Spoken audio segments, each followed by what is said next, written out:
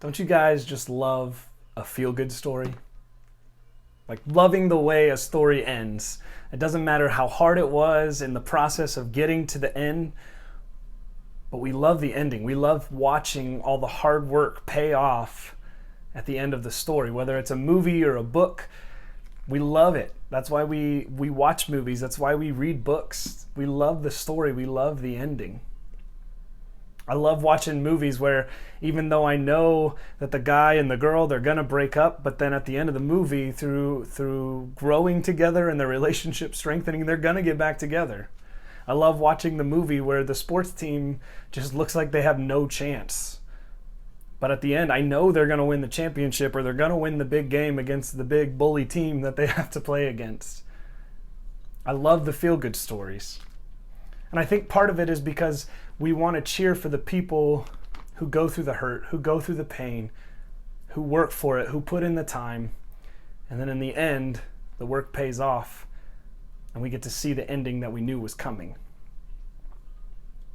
Jesus reminds his disciples to take heart, that in this world, there will be tribulation, there will be struggles, there will be things that come in our path and try to keep us from what we think and we know the ending is. But he tells them to take heart, that in him we can have peace, that we will have trial and tribulations. Take heart, because he has overcome the world.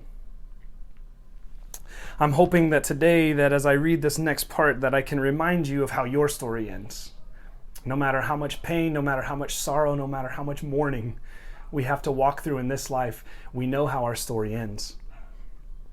Revelation 21 starts with this. It says, "Then I saw a new heaven and a new earth, for the first heaven and the first earth had passed away, and the sea was no more. And I saw a holy city, a new Jerusalem, coming down out of heaven from God, prepared as a bride adorned for her husband.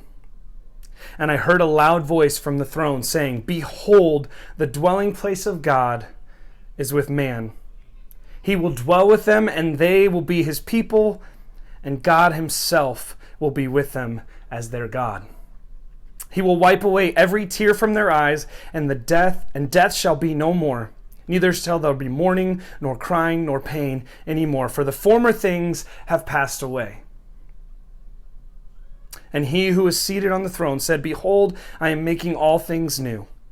Write this down, for these words are trustworthy and true.'" I don't know what we're going to have to walk through in this life. I don't know the hard things. I can't promise that it's going to be easy. But I know how our story ends, and it ends with God dwelling with his people. There's no more crying. There's no more mourning. There's no more sorrow. There's joy as we are united and dwell with our God. That's how our story ends.